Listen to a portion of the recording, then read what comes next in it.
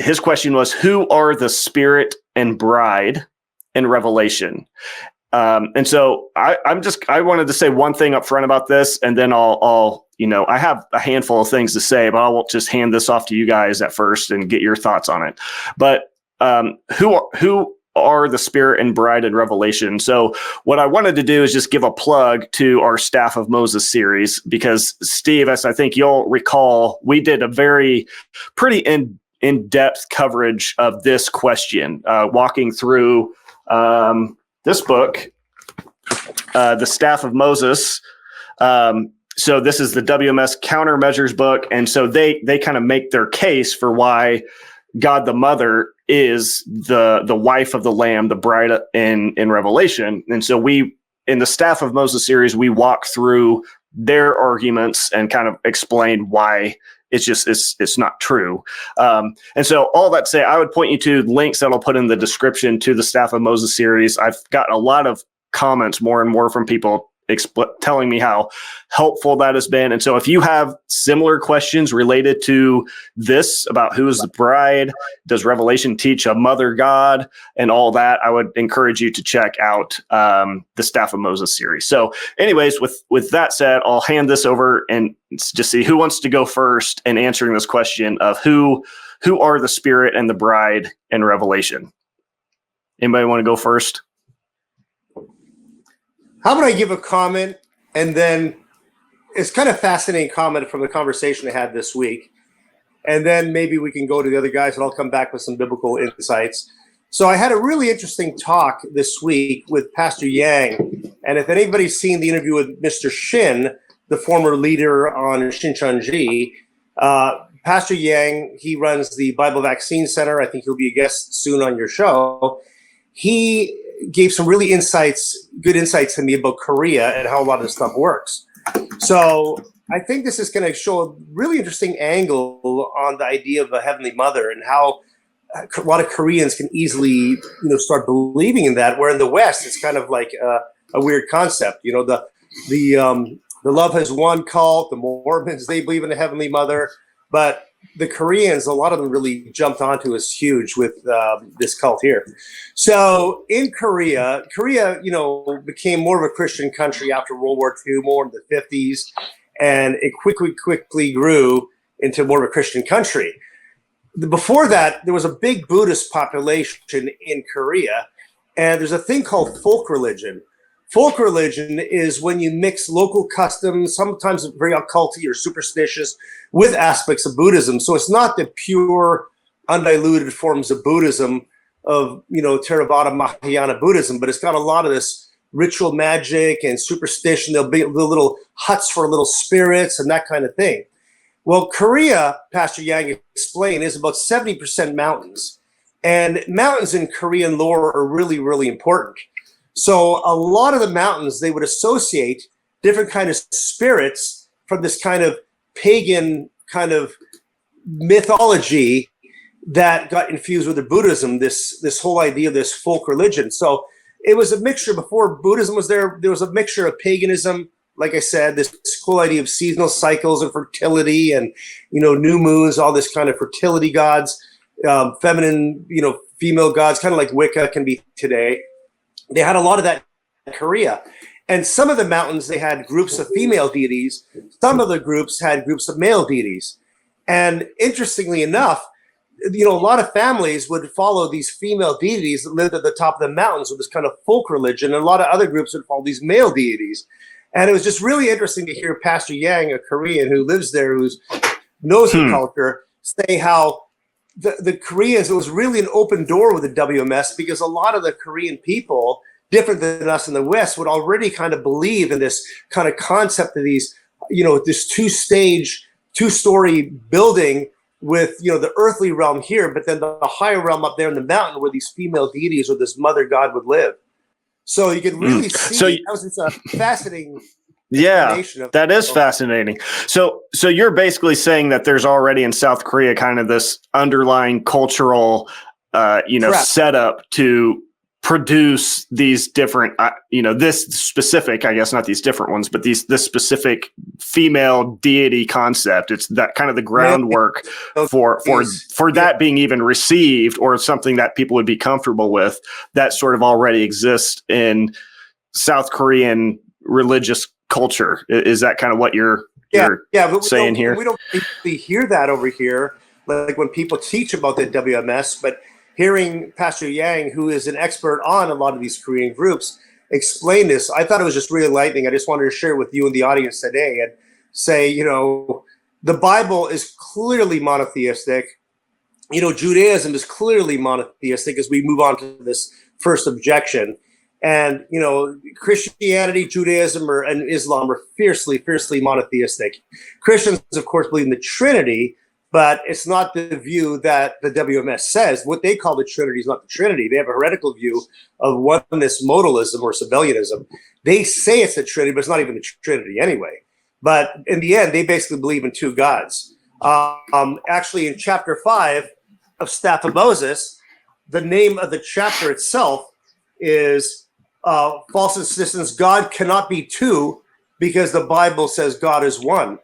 But actually, in Staff of Moses, it actually says on page 17 that there is actually two gods. I often bring that up. Like, I'm sure you guys who've been members of the church, you often hear at the Zions how sometimes people say, well, there's a confusion almost in the WMS, where some people say, well, there's really one God, but he's got two aspects, a male and a female aspect.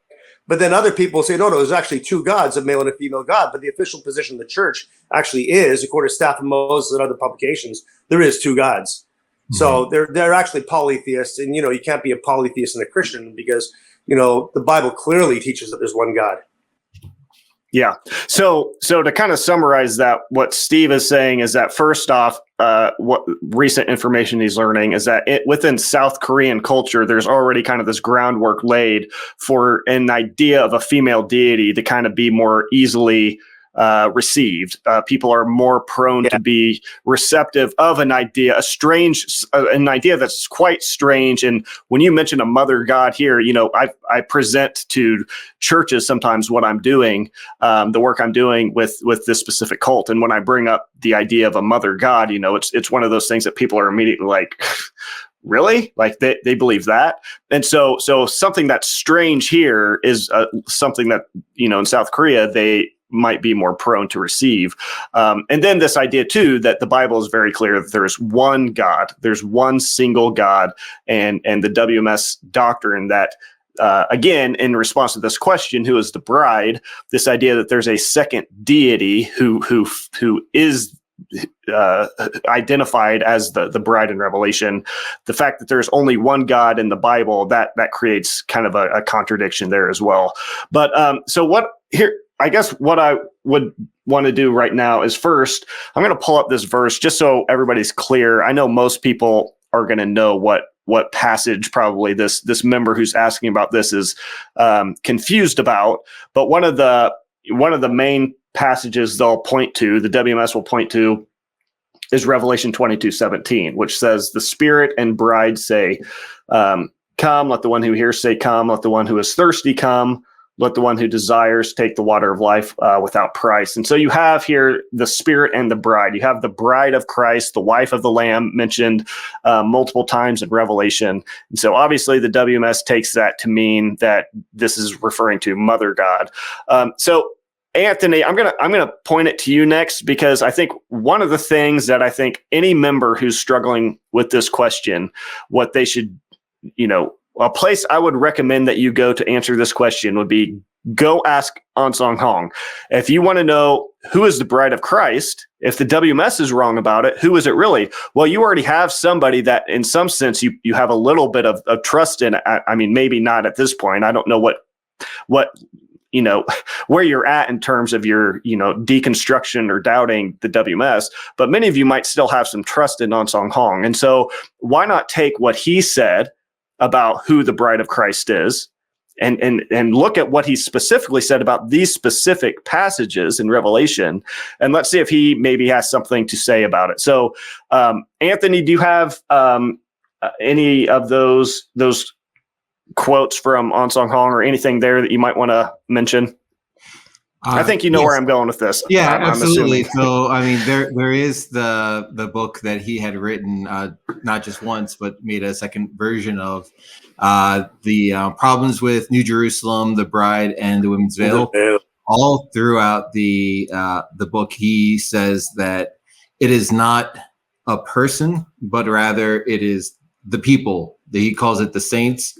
He refutes the idea of there being a female image of God. And some of the points I'm going to make right now are part of the book, but to find it specific, I'm going to have to dig through, and maybe while Edgar goes, I can circle back and find some actual specific quotes relating to what he said the actual New Jerusalem is. But so there are some points about if you want, I don't have them all pulled up, but I have the book pulled up. If you would like to talk about those now, I can just let's just do this. What's that one you just mentioned that the bride is what'd you say? It's a person, not a building. Is that the one you referenced, that quote? Yeah. So it gets into it in several of the chapters, including chapter 8 and chapter 7. Chapter 8 is the heavenly New Jerusalem is real and material. Okay. So let me just go ahead and I'll pull these up just so people know right off the bat when we're mentioning Ahn Sahng-hong, they'll see that we're not just, making stuff up. But again, this is in his book, Problems with the New Jerusalem, the Bride, and Women's Veil. So let me see if I can find this real quick. Yeah. So inside of chapter 8, if you scroll down, it's between the quote between Hebrews 9:11 and Hebrews 8:1-2. You can go ahead and read that if you want.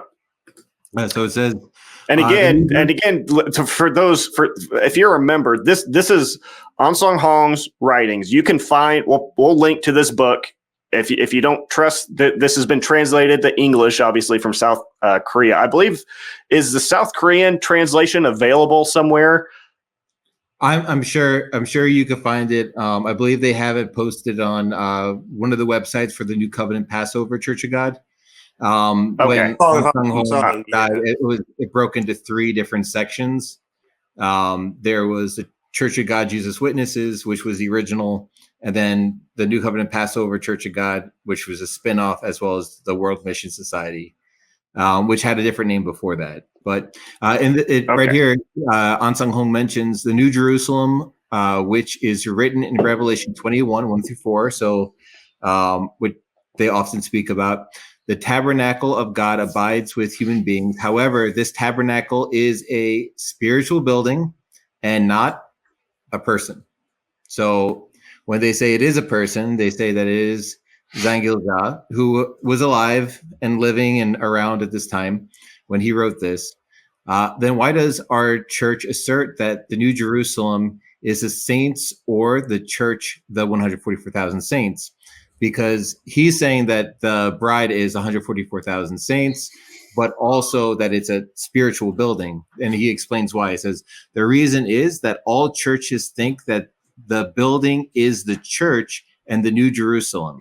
However, I am definitely testifying so that it is more clear that the place where the saints gather is the church, and the place where the 144,000 saints would enter is the New Jerusalem.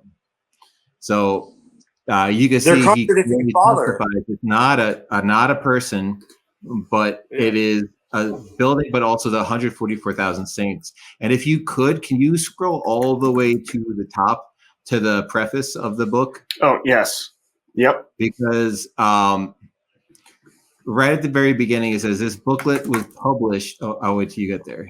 Okay, there we go. There we go. Says this booklet was published to prevent troublemakers who misinterpret and behave fanatically, explain the errors in the book that Sahng published, and testify of the unchanging truth of the Church of our God. So here we can see that it's not a temporary, because they like to say that this was just temporarily written for a time period, but that word unchanging truth, like that didn't need to be there. if it was truly Yeah. unchanging. I mean, they'll Yeah. hold on to a word like everlasting covenant, but here unchanging truth they'll throw away into the trash because it's not convenient for them. These are the words we of have Father, right? Exactly. Yeah. And there's so many books. Like if you're a member of the WMS, you only have a limited amount of truth books, but Father supposedly published a whole bunch of books that you as a member don't even get to see in your life. And it's like, why is that? And parts that have been removed, right? So if these are really Father's words, you should want to read them. There was a and keep in mind this. There's a new song called "Oh You Oil, Oh You Lamp."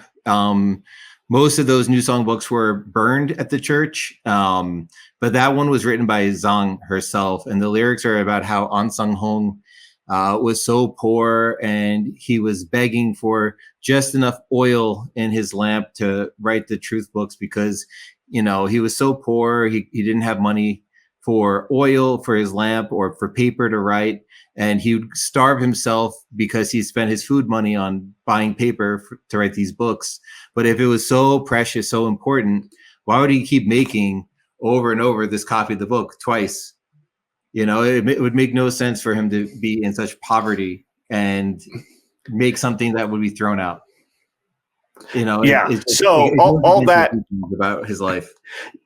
Yeah, so all that's a response to what would be the WMS response to what we're saying right now. It's just preemptively, we're responding to their response because they're going to say, oh, well, this book was written for a specific situation, a specific period of time, but it's no longer applicable to today. It was taken away, or however they would word that. But again, just this emphasis here on the preface of the book. He starts out by saying, what I'm writing in this book, this is the unchanging truth of God. So if you believe Ahn Sahng-hong is Christ, if he is God, then you have to take him at his word and believe that the things that he's writing here, the truth of them have not changed.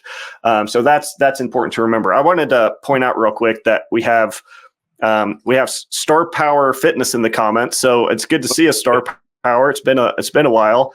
If you have any questions, if you have any disagreements with anything we're saying, please feel free to share those in the comments, and we'll see if we can get to those. For those of you who don't know, Star Power actually came onto. He's a current WMS member, I believe. I'm assuming he's still a member, judging by the yawn emoji he's posting in the comments. But he's come on to. Kelsey and I did 2 debates videos with him that are available on the channel. They're like 2.5 hours long each, I think. So that was a fun conversation. But Star Power, we're always glad to see you here. Okay, so I'm going to jump to this one, and we can talk about this next quote here. And he says, "It is written that the Spirit and the bride say, 'Come,'" and that's in Revelation 22:17. "It is true that the bride here is the same bride found in Revelation 21:9-10, since it is written, 'Come, I will show you the bride, the wife of the Lamb.'" The wife of the Lamb is who? The saints. Yeah. So the first question that this member is asking us, that he's troubled about, that this question that's keeping him in, one of the questions at least that's keeping him in the WMS, is this question of, well, who is the bride in Revelation? He's been so indoctrinated to think that this is a verse that points to the existence of another God. But here we have Ahn Sahng-hong again telling us that the identity of the wife of the Lamb, the bride of Christ in Revelation, he's giving us a different explanation than what the WMSCOG does. So that should immediately, as a member, cause you to have huge questions. Why is it that, and how often, and I'll ask you guys this, Edgar and Anthony, in all of Ahn Sahng-hong's truth books, are there other places that you're aware of where he specifically addresses this passage, Revelation 22:17 and 21:9? Because these are passages that the WMS will immediately point to as proof texts for the existence of a mother God. I just find it very interesting that again, unless there's places I'm not aware of where he wrote about this elsewhere, the only times that Ahn Sahng-hong specifically talked about these specific verses and gave his own personal explanation of what they were talking about, he said the bride and the wife of Christ is the saints. So are you guys aware of any other places that Ahn Sahng-hong mentioned these verses specifically? Edgar, you're shaking your head, so go ahead. So in the Green Book, when it's talking about the 6-day creation, he mentions Revelation chapter 22 verse 17, but it's not specific. He doesn't give he doesn't say anything about God the Mother. That's for sure. Okay. But there are some places where he mentions those verses because of his understanding of it being the bride is the New Jerusalem for the 144,000. But chapter 24 in the Green Book, the complete and the incomplete, just a little bit before it gets into the diagram.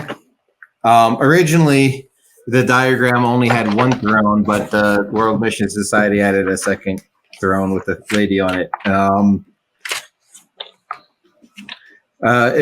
Basically it says the Revelation. I see it. It says the above prophecy shows that Jesus, the second Adam, who came 1900 years ago, will come in the flesh again in the last days and lead all the animals, Gentiles. The Bible calls Gentiles who are to be saved all kinds of four-footed animals. Anyway, that's really all he says to it. Is so he doesn't even at that point he doesn't even get into get into identifying who the bride is, who the wife of Christ is. So that just kind of confirms this point we're making here, that when Ahn Sahng-hong does specifically address these passages that the WMS uses to support this doctrine of Mother God, when Ahn Sahng-hong interprets those verses, he gives a different interpretation than the WMS does. And in fact, as we've said before many times, we agree with Ahn Sahng-hong much more than the WMS agrees with Ahn Sahng-hong on this point. He says the same thing we do. He gives the same interpretation we do about these, not completely, but in terms of who the bride, the wife of the Lamb is. We agree that it's the saints. That's what we say.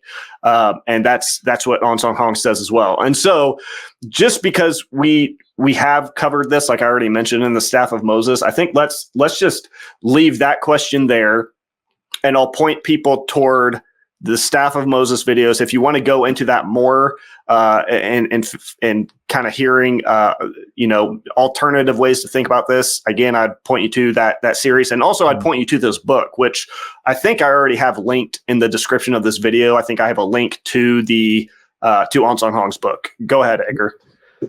Just real quick, before we skip to the next question, I want to mention a few things, because I think that the members that are watching this, they're gonna, use the same old excuses and try to, say that the book that we're quoting from, that, that's not what he meant, or according to the context that, at that time, Ahn Sahng-hong mentioned that the bride was the saints, the church, but that in Revelation, the appointed time, that bride becomes all of a sudden God the Mother.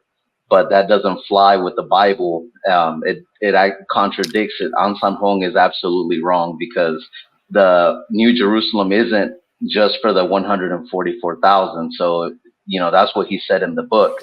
And if he's wrong about one thing, then he's wrong about everything. It falls like a deck of cards. If you look at Hebrews chapter 11, verse 16, it's talking about the forefathers of faith and how they were. Let me go to that. Hebrews 11.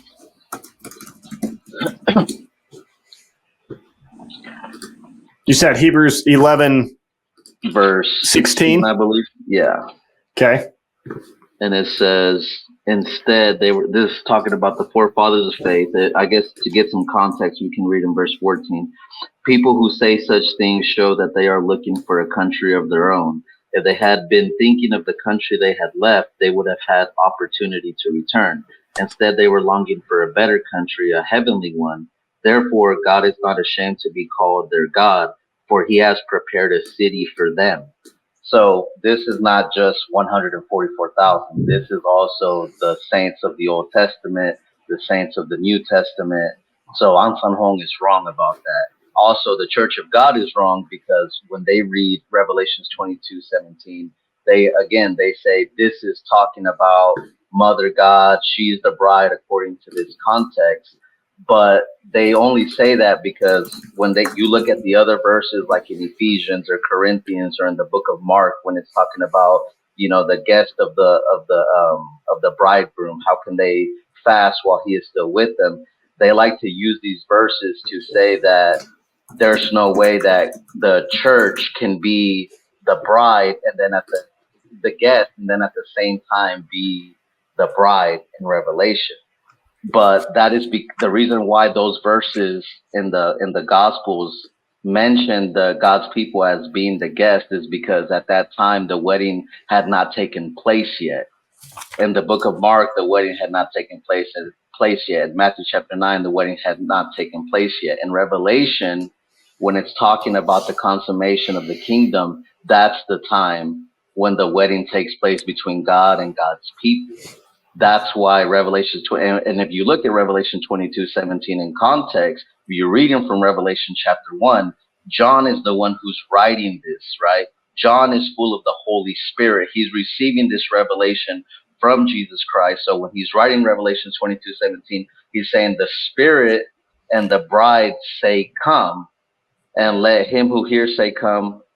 Whoever is thirsty, let him come. Whoever wishes, let him take the free gift of the water of life. So it's an invitation. It's an invitation from him being filled with the Holy Spirit, him being part of the bride, the church that was formed already after the Gospels. Because remember, the church was formed in the day of Pentecost. So at that time, when the church was formed, when the bride was there, that's when they're starting to invite God's people. So there's well, I was just going to say to the point that they would make that the church can't be both the bride and the guest, and that's Edgar. If you remember when we first sat down together in the coffee shop 5 years ago or so, when you were still a member, that was actually, in fact, probably the main primary point that you guys made, pointing to the parable, that I walked away saying, okay, I gotta figure this out. I didn't really have a great answer for that in the moment, and I had to go away and think about it. But one thing I would say is that the WMS will agree that, and they'll even make a point to say that different analogies, they can have different meanings. So they'll say that things can mean more than just one thing. And Ahn Sahng-hong, for example, and I won't pull up the specific quote, but I believe it's in this book, Visitors from the Angelic World, where he will emphasize how Eve represents, it's a picture, Eve is both a picture of the animals and of the saints. And so wait a minute, Ahn Sahng-hong, how can Eve be both the animals and the saints? The animals are the ones that Eve is taking care of. So that argument immediately, once again, we could just point to Ahn Sahng-hong to refute that argument from the WMS, because when they say, oh, well, the church can't be both bride and guest, you can just say, well, Ahn Sahng-hong didn't really think so, because he was willing to use different meanings for Eve. Go ahead, Anthony. Oh, well, I just wanted to add in. So if you also have the mindset of one of the members, because they would probably go to Revelation 19:7, Revelation 19, 7 through 9, and say, oh, well, look, you can't be a guest and also, and the bride. Well, in the mindset of a member, the Trinity, Father, Son, Holy Spirit, they have a modalistic view where they're all the same person wearing just like a different hat or a different mask, presenting themselves differently, Father, Son, Holy Spirit. So if these are three different, in their mind, these are three different, but they're all one God. There's no difference between Jesus, Jehovah, Ahn Sahng-hong. In their mind, they're all the same. When you go to the parable that they like to look at, Matthew chapter 22, it says, Jesus spoke to them again in parables, saying, the kingdom of heaven is like a king who prepared a wedding banquet for his son. And they'll say that, Amen. Oh, well, the son is Jesus. Well, then who's the king, his father? How can he be the king and the son at the same time? So according to their concept of who the Trinity is, if they're going to apply that you can't be the guests and the bride at the same time, then you can't have a king and a son at the same time either. I study a whole bunch of cults, guys, and the interpretations, the hermeneutic of the WMS is just so awful. I mean, I'm going to bring this up in some other questions, but they have this habit where they see a certain word that they think supports their context, and they supports their point of view, and they don't care about the context, the intended meaning or anything. They just jump at the word. So it's kind of like if you've heard of the ICOC, the International Churches of Christ, or the International Christian Church, they see the word water. It's got to be baptism every time, you know. Or the INC, we'll see about Cyrus, the man from the east. That's Felix Manalo right away. You got to twist the verse no matter what the context says, and they just have no sense of that. But what the WMS is doing, clearly, from what we're showing today with Ahn Sahng-hong's books, they have a history of suppression, and the very content that's in the suppressed book there is exactly contradicting what's in Staff of Moses. The Staff of Moses is teaching the exact opposite of what Ahn Sahng-hong is trying to teach in his book on the veils of the New Jerusalem, right? And they just kind of sweep that under the rug. They don't want their members to see it. There's a lot of information control in this group.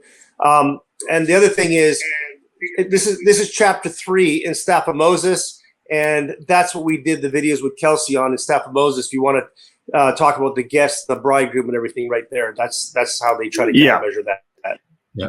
Yep. Just one more point I wanted to bring up about the bride and it not being Zhang Gil Jah is one, if you see the chronology of what's supposed to happen, this is all after the 1,000 years. So after all this time, that's when the bride is supposed to come down. And if you read Revelation chapter 21, verse 1, it says, "Then I saw a new heaven and a new earth, for the first heaven and the first earth had passed away. There's no longer any sea.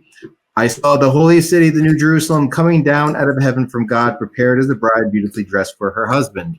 So this is a point Ahn Sahng-hong makes in his book. He points out the fact that this holy city comes down only after the new heaven and the new earth.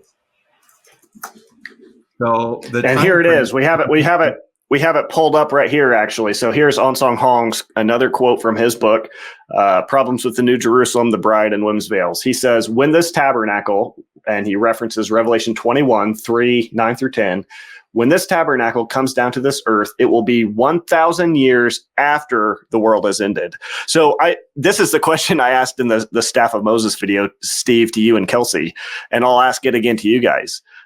Guys, has the world ended yet? Are we after the 1,000 years? It's like 1,000 years too early, guys. Yeah. So according to Ahn Sahng-hong, we have at minimum, the minimum amount of time we have until this New Jerusalem, even if this is referencing Mother God, even if it is, we have a minimum of 1,000 years to wait until she can appear. And so what in the world is Zhang Gil Jah doing in South Korea, proclaiming herself to be now? yeah. So well, like I said before on the show, is that Ahn Sahng-hong had his own cult, and he came out of the Seventh-day Adventists. He had his own kooky cult, and when he died in 1985, so once he was dead, after 1985, Zhang Gil Jah and Jushil Kim can do whatever the heck they want because he's dead and he can't argue anymore. So they start a second cult, but the two cults are in big disagreement. I mean, what Ahn Sahng-hong taught was unorthodox Christianity. It was cultic. And then it was a spin-off cult of another cult. So we got two cults that contradict each other. The Ahn Sahng-hong cult is nothing like the World Mission Society Church of God cult today. Yep. Yeah, absolutely. And so I said regular Christianity, but it's still way off. Yeah. So I said I wanted to move on from this question, but I think actually before we do, it'd be good to look at just a few, maybe just take a few minutes just to emphasize what I think biblically what the Bible says about who the saints are, because we've already, the first thing we pointed to as an answer to this question, who is the bride and the saints in Revelation, was to point to Ahn Sahng-hong, to point members with this who are struggling with this question. We're pointing you to look at this man who you uphold as second coming Christ, and we're just saying, go look at what he said about it, because he said something much different than what the WMS says about it. But secondly, I think it's worth taking a few minutes again just to look at what does Revelation actually indicate about who the bride is. And so just Anthony, you had referenced Revelation 19, so I have that pulled up here. Again, a passage that they will use to support this idea of Mother God. But it says, starting in verse 7, let us rejoice and exult and give him the glory, for the marriage of the Lamb has come, and his bride has made herself ready. And it was granted her to clothe herself with fine linen, bright and pure. So real quick, I'm going to pull up, I did this earlier, and it was very interesting. I'm going to pull up what this word actually means in the Greek, to give. So it says it was granted to the bride to wear these clothes. So look at what that word means. To allow, to bestow, cause, command, give, given, grant, permit, to permit. Okay, so think about this. If this is a reference to Mother God, then why does Mother God need permission to wear these bright white linen clothes? Who is giving her permission? She's God. Does she need permission to wear these clothes that represent righteousness? And what was she wearing before? These clothes, these white linen clothes, are a picture of righteousness. Actually, it says the fine linen that this bride is wearing, what is it? It's the righteous deeds of the saints. Well, what in the world does Mother God need to clothe herself with the righteous deeds of the saints for? And again, why does she need permission to do it? So all that to say, this is not God. This is obviously, this is referring to the saints. The saints are the bride. And think about the different places of the New Testament where Paul will say, clothe yourself with Christ. He'll say, put on Christ, put off the old man and put on the new man. We're commanded as Christians, as saints, to put on Christ like clothes and to wear him. And doesn't that now make sense why it would be said about the bride of Christ that she's granted to wear these fine white linen clothes? And what are those clothes? What do these clothes represent? They represent the righteous deeds of the saints. So Christians will be identified by their union with Christ and how they wore him, and quote unquote, in their lives.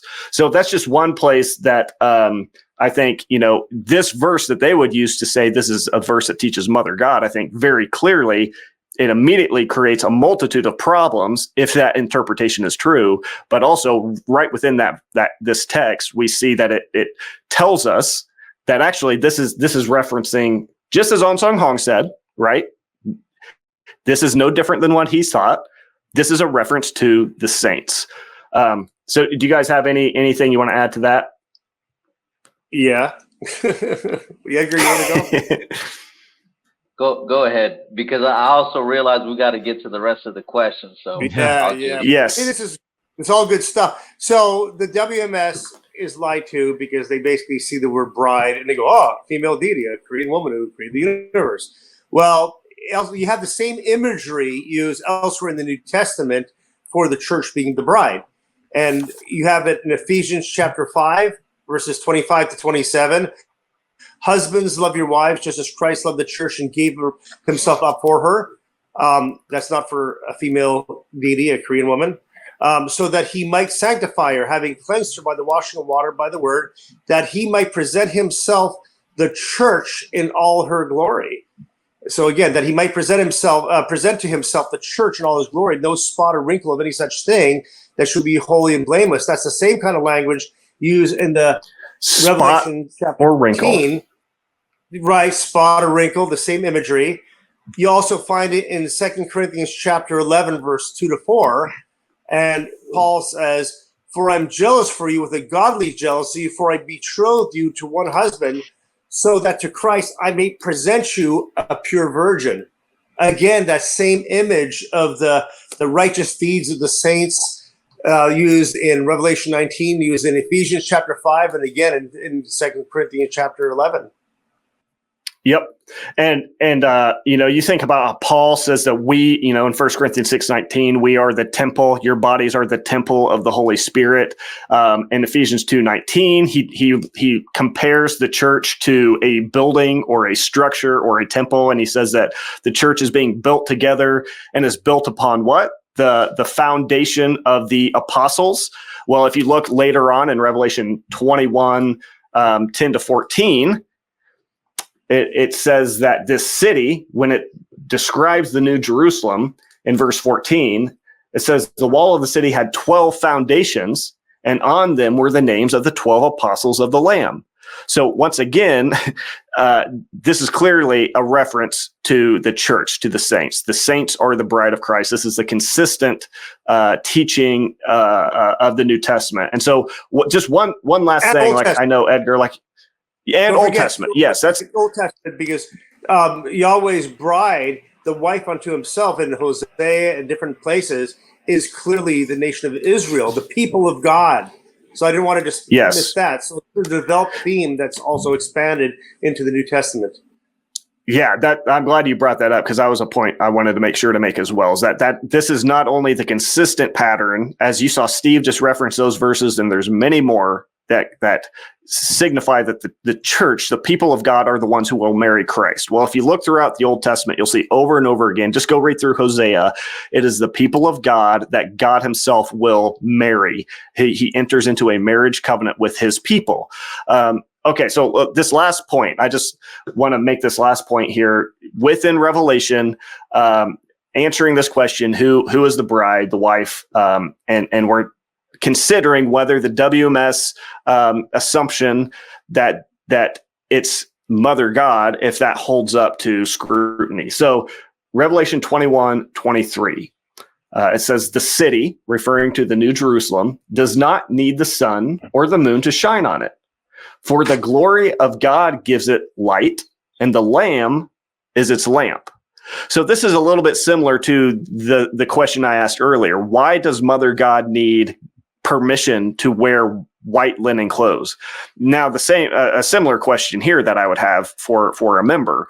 Why does Mother God need an external source of light to be its light? Why would God need an extra source, an outside source, to give it light? God doesn't need, God himself, God is light. If there's a female deity, then she herself would be the source of light. She doesn't need an external source. But who, biblically speaking, who does need a source of light? Well, yeah, I do. So Jordan, I need a source. Yeah, before we move on, I want to point out that you always hear members of the WMS, the gospel workers, will say, well, Heavenly Mother is taught all the way from Genesis all the way to Revelation, right? And they're going to say, well, look at her in Genesis chapter 1, in your image. And then you find these verses in Revelation. But then how many verses do they really appeal to? I mean, you got Galatians 4, which we're going to see is twisted out of context. Genesis 1 is badly twisted. The verse in Revelation are twisted. When we're showing how Revelation does not mean this is a female deity, an old Korean woman, but basically the bride of the church, how many verses can they even try to stand beside those 4 passages they typically use to show that there is a Heavenly Mother in the Bible? They're just falling like cards. Yes, absolutely. And so hopefully you can see by, just these few quick, walking through these different texts, this one here that we're looking at right now, Revelation 21:23, if the church, if the city, the New Jerusalem is God, God should not need an external source of light. But as I was asking, who does need a source of light, biblically speaking? Well, I do, you do, we do. We need an external source of light to be light for us. And you have Psalm 27, where David will say, the Lord is my light and my salvation. Whom shall I fear? And so, again, this is a clear, if you just take scripture in its totality, clearly, this is once again an allusion to the saints. The saints are the ones who need God to be their light for them. And so God is a light to the city. It again is conveying, it's using this metaphorical language to convey this relationship between God and his people. And when they're in union and God dwells with man, he himself will be their light. They will no longer need another source of light. So this is not Mother God. And so to answer the question that was asked, who is the bride? Who is the wife in Revelation 22? I think, just biblically, contextually, Revelation tells us it's the saints. And then as you've seen, Ahn Sahng-hong also agrees with that and would say, yes, the wife, the bride of the Lamb, the bride of Christ is the saints.